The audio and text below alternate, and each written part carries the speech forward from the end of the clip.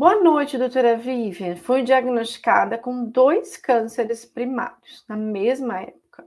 Câncer de cabeça do pâncreas, grau 2, e câncer na mama esquerda, grau 2. Os dois sem metástase. No dia 23 de outubro, para um estudo genético no INCA, no Rio de Janeiro. O que a senhora teria a dizer sobre o meu caso? Muito interessante o caso dessa nossa inscrita, né? Onde ela tem 2 tumores primários. Tumor primário, né? Aquele que nasceu no órgão de origem, ela tem um câncer de mama inicial não metastático e um câncer de cabeça de pâncreas também, inicial não metastático. O que será que pode estar acontecendo com ela? Será que esses cânceres, tanto de pâncreas quanto de mama, têm relação entre si? Será que ela pode ter uma síndrome genética? A resposta é sim, gente. Não é comum uma pessoa que não tem uma mutação genética ter 2 cânceres primários. E o câncer de mama pode estar, sim, relacionado ao câncer de pâncreas. Existe uma mutação, né? 2 mutações que podem ser responsáveis pela câncer de pâncreas e câncer de mama. Mutação BRCA1, mutação BRCA2. E também essas mutações podem fazer com que ocorra câncer de próstata em homens, né, e câncer de ovário em mulheres. Então, a gente pode ter, sim, uma correlação entre o câncer de mama, o câncer de pâncreas, o câncer de próstata e o câncer de ovário. É super importante, né, que essa paciente aqui que me escreveu faça o estudo genético, porque existe uma alta probabilidade de que esta paciente tenha uma mutação genética hereditária, familiar, ou seja, ela nasceu com alguma mutação. Mais provável, né, BRCA1, BRCA2, mas existem outras também que podem causar essa síndrome, né? E aqui, gente, vejam que interessante. Ela descobriu tanto o câncer de mama, assim como o câncer de pâncreas, iniciais, não metastáticos. Recebo muitas perguntas aqui no canal falando sobre o câncer de pâncreas, né? Que é um câncer agressivo, que é um câncer que, quando metastático, ele não tem cura, mas o câncer de pâncreas, quando feito o diagnóstico inicial, como, né, a nossa inscrita fez um diagnóstico de câncer de pâncreas localizado na cabeça do pâncreas, né? E aí o que tem que fazer, gente? Fazer a cirurgia, retirar o pâncreas, fazer uma cirurgia oncológica e depois da cirurgia fazer uma quimioterapia preventiva, né? E sim, quando o câncer de pâncreas é diagnosticado no início, aqui como a nossa inscrita contou para a gente, não tem metástase, né? Nem à distância, nem em linfonodos, e o câncer de pâncreas pode ser operado completamente, retirado completamente, existe possibilidade de cura para o câncer de pâncreas, sim, né? Mas eu trouxe esse caso aqui para vocês para falar. Existe, né, uma relação hereditária entre o câncer de pâncreas e o câncer de mama.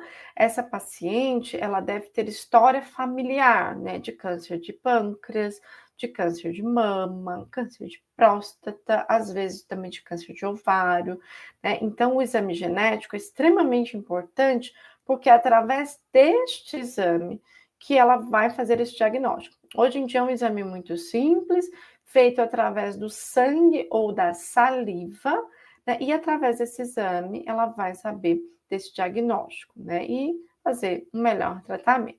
Agradeço a pergunta dessa nossa inscrita. Vou pedir para vocês me contarem se vocês entenderam aqui o que eu expliquei, vocês que estão ao vivo. Contem para mim se ficou claro essa relação genética de mutação que pode existir entre o câncer de pâncreas e o câncer de mama. Se ficou claro que o câncer de pâncreas, quando inicial, não metastático, também pode ser curado.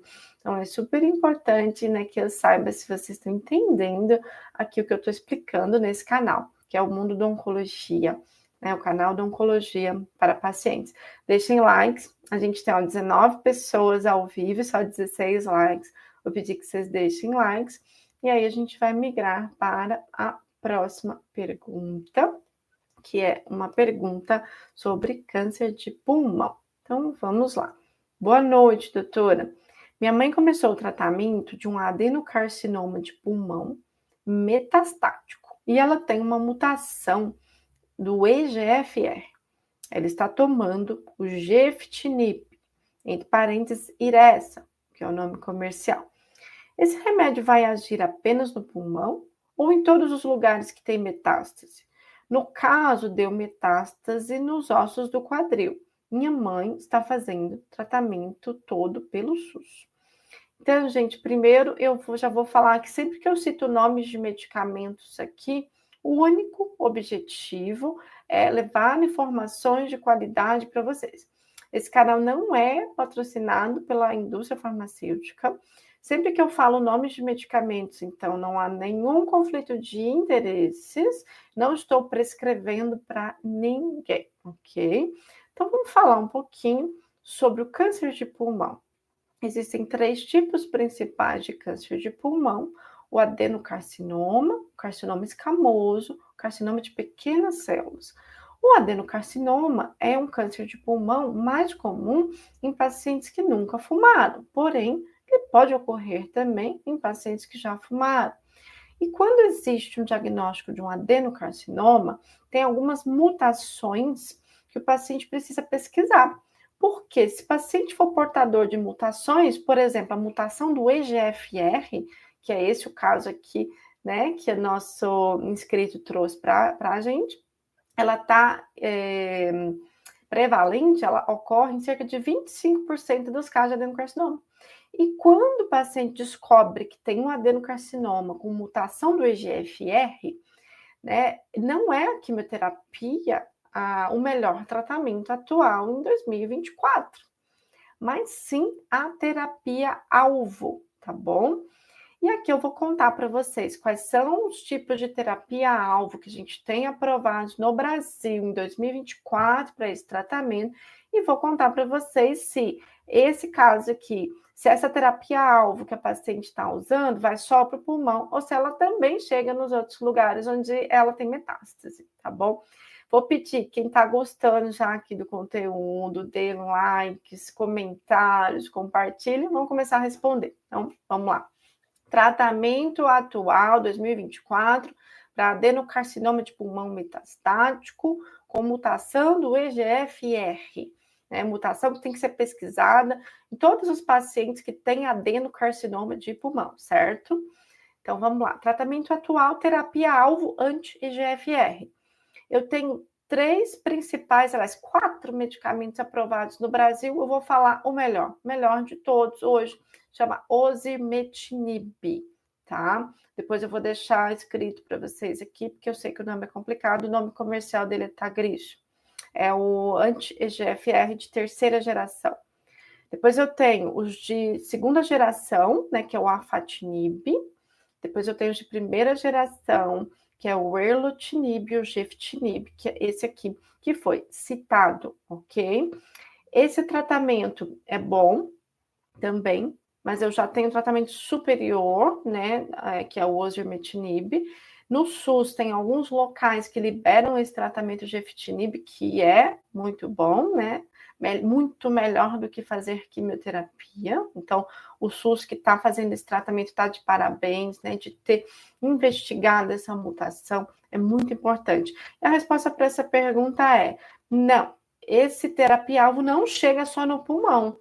Ela entra, então, a pessoa engole o comprimido é digerido, o comprimido entra na corrente sanguínea, e então ele é distribuído para todos os órgãos onde tem o câncer. Ele vai para o osso, ele vai para o pulmão, exceto o gefitinib não tem uma penetrância boa no cérebro, né?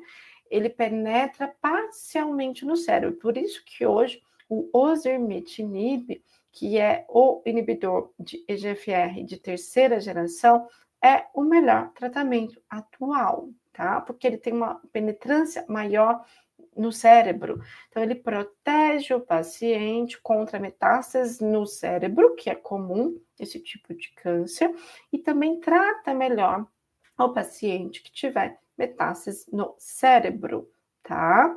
Mas esse é um tratamento bom também. A diferença, né, foi um dos primeiros que surgiram no Brasil por volta de 2007, se não me engano, 2006, 2007. O osimertinib é mais novo. Ele penetra no corpo todo da pessoa, exceto no cérebro, e o osimertinib penetra no cérebro também, tá? Espero que quem me perguntou tenha entendido, espero também que quem fez diagnóstico de câncer de pulmão recente tenha acesso a esse conteúdo. Então, por isso eu peço que vocês que estão aqui ao vivo compartilhem. Vocês que vão ver depois, deixem likes e comentários. A gente tem que o câncer de pulmão é o segundo tipo de câncer mais comum no mundo. O primeiro mais comum é o câncer de mama, o segundo mais comum é o câncer de pulmão. Infelizmente, muitas pessoas serão diagnosticadas com câncer de pulmão. E a gente precisa repassar essas informações. Uma informação importante é que o câncer de pulmão não ocorre somente em pessoas que fumam. A gente tem que, sim, 85% dos casos estão relacionados ao cigarro. Então, parem de fumar imediatamente se você fuma. Porém, não é só em tabagistas, em pessoas que fumam, que esse câncer pode ocorrer. Então, se você tem sinais e sintomas de alarme para câncer de pulmão, procure um médico imediatamente. Pode ser um oncologista, um clínico, um pneumologista. Quais são os sintomas? Cansaço excessivo, tosse por mais de 3 semanas, dor torácica, expectoração com sangue. Esses podem ser sinais de câncer de pulmão. E se você não tem nenhum sinal de câncer de pulmão, aliás, eu esqueci um sinal, tá, gente? Pneumonia de repetição pode ser um sinal de câncer de pulmão. É muito comum.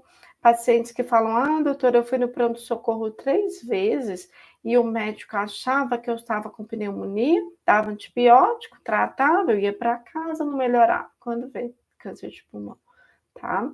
E você que fuma, né, que fumou mais de 15 anos seguidos, segue fumando, faça uma tomografia anual de check-up oncológico, é extremamente importante, né? Não tenha medo, né, porque tem muitas pessoas que não fazem a tomografia porque, vai dar alguma coisa, então não vou fazer. O fato de você não fazer não vai mudar se você tiver com câncer ou não, mas o fato de você descobrir o câncer de pulmão inicial pode sim mudar a sua vida. Então, quem gostou, né, já deixa um like aqui. Contem para mim se vocês estão entendendo o que eu estou explicando. Vamos lembrar de novo as regras das perguntas aqui que são deixadas na live ao vivo.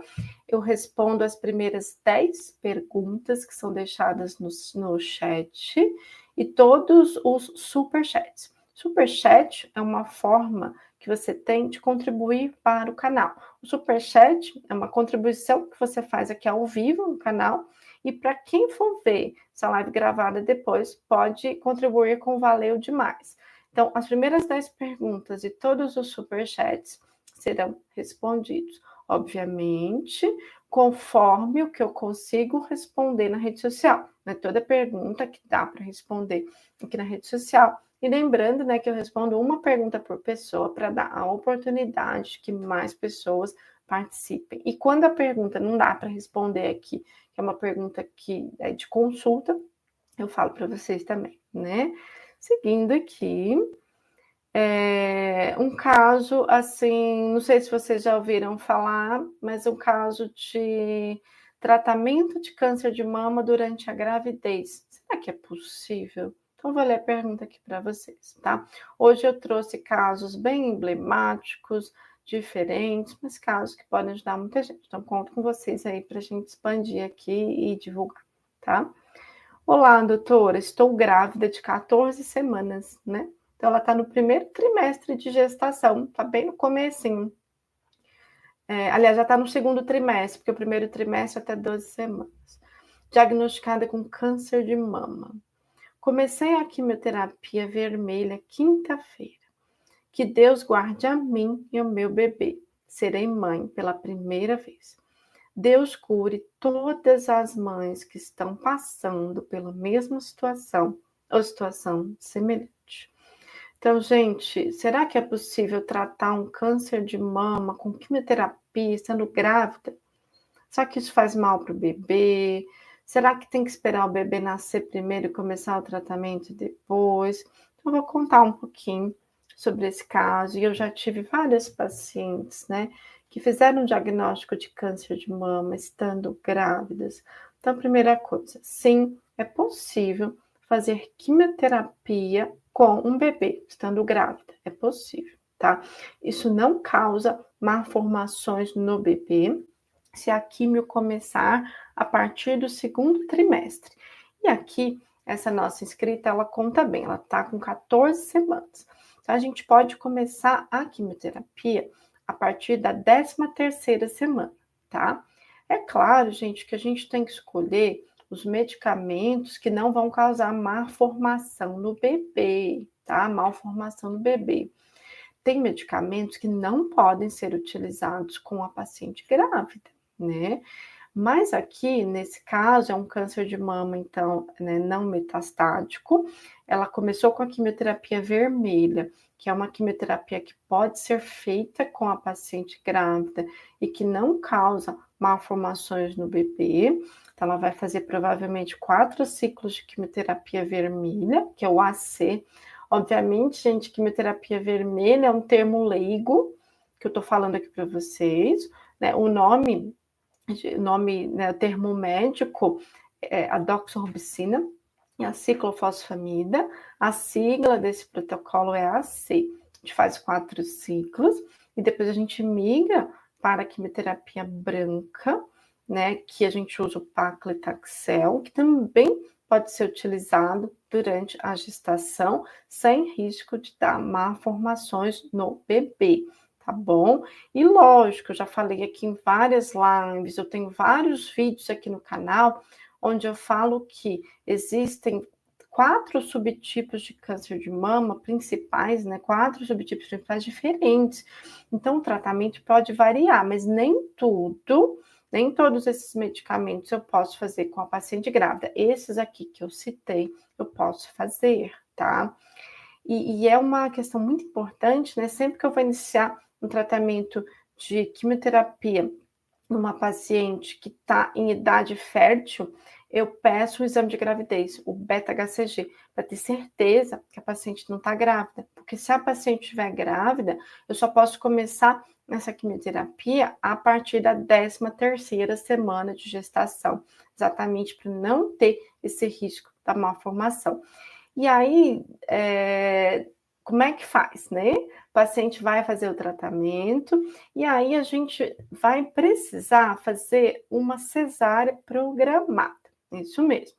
A programação da cesárea vai ocorrer por volta da 37ª semana. Aí vocês me perguntam, doutora, então não pode esperar o bebê nascer naturalmente? Em geral, não, tá? Já aconteceu de paciente minha ter parto natural? Já. Mas, em geral, existe uma programação de uma cesárea a partir da 37ª semana, 37 semanas, porque a gente consegue planejar todo o tratamento, o bebê nascer com segurança, né, com o pulmãozinho já maduro. Né? Essa paciente não vai poder amamentar depois, a gente vai precisar dar um medicamento, né, para suspender aí a amamentação, porque ela vai precisar seguir o tratamento do câncer e planejar a cirurgia do câncer de mama, né? Neste caso, de eu estar fazendo aqui uma quimioterapia antes da cirurgia, que é a pergunta que me veio. E eu já tive, como disse para vocês, várias pacientes que eu tratei grávidas e deu muito certo. Todos os bebês nasceram saudáveis, né? E a gente faz cada coisa no seu momento, né? Primeiro planeja o parto, o bebê nasce saudável, tranquilamente, com todos os cuidados, né? De um oncologista experiente, de um obstetra experiente também, porque é assim uma gestação de alto risco, e depois, num outro momento, é feita a cirurgia do câncer de mama, tá? Não é no mesmo momento. Porque, gente, o nascimento de um bebê é um momento muito especial. Não são feitas as duas cirurgias no mesmo momento, tá? Eu trouxe esse caso aqui, né, para ilustrar para vocês que mesmo em pacientes grávidas é possível tratar o câncer de mama e é possível curar o câncer de mama nessa situação também, tá? Quem tá gostando, a gente tem 41 pessoas aqui ao vivo no Instagram, temos 17, aliás, no Instagram a gente tem 17, 41 no YouTube. Pedir que vocês deixem likes, né? Contem para mim se vocês estão entendendo o que eu estou explicando. Vamos seguir as perguntas que eu tenho aqui, né? Seguindo.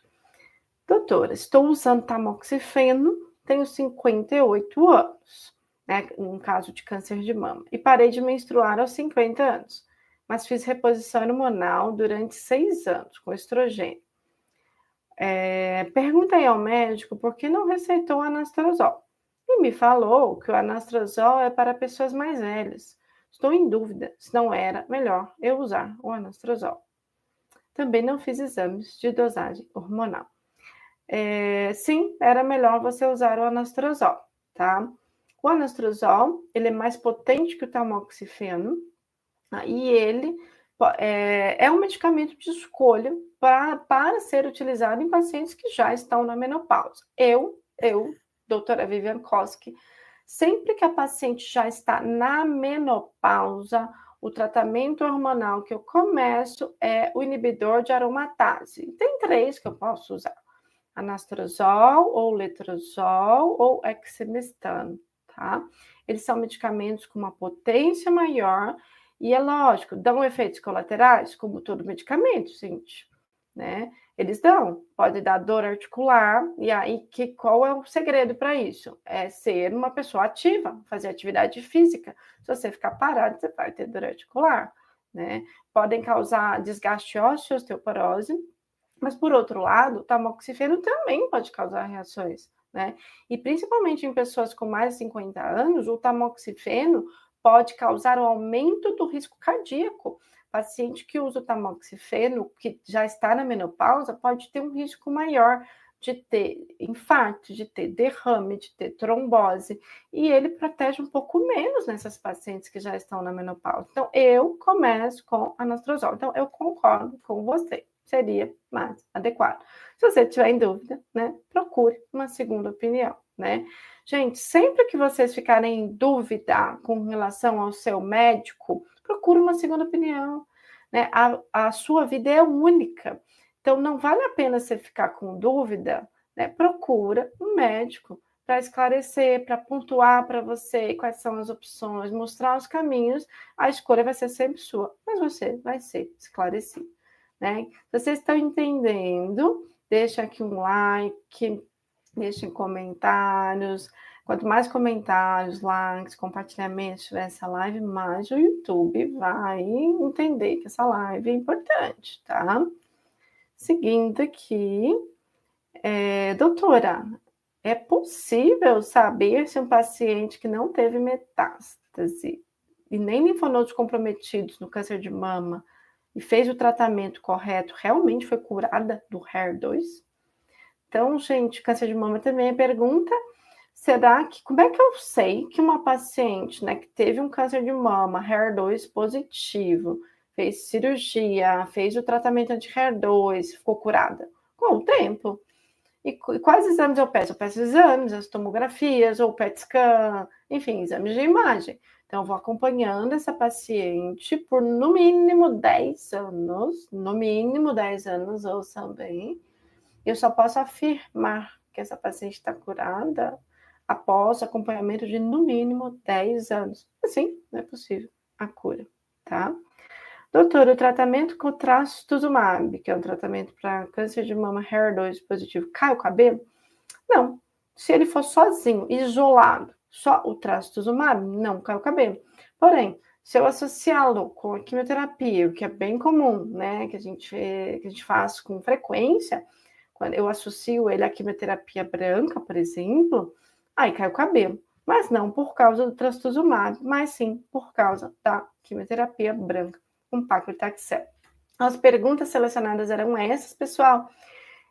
Quem gostou das perguntas, quem entendeu esse mundo complexo da oncologia que aqui eu trago para vocês entenderem, deixem um like, deixem comentários, compartilhem. Compartilhem essa live nos grupos de pacientes que vocês participam. Aqui a gente está ajudando para que essa informação chegue na casa das pessoas que não têm acesso à informação. Então, eu estou fazendo a minha parte aqui, doando meu tempo e meu conhecimento, porque o conhecimento, se ele é só para mim, não resolve nada. Então, nós podemos mudar o mundo. Como Gandhi dizia, né, quando viveu nesse planeta, seja a mudança que você quer no mundo. Se você reclama que você não tem informação, que ninguém te ajude, ajude outras pessoas a receber informação sobre o câncer que você tem aqui nesse canal gratuitamente. Então, peço que vocês compartilhem essa live para o maior número de pessoas possível, porque informações salvam vidas. E muitas vidas são salvas com as informações que são veiculadas aqui nesse canal, tá?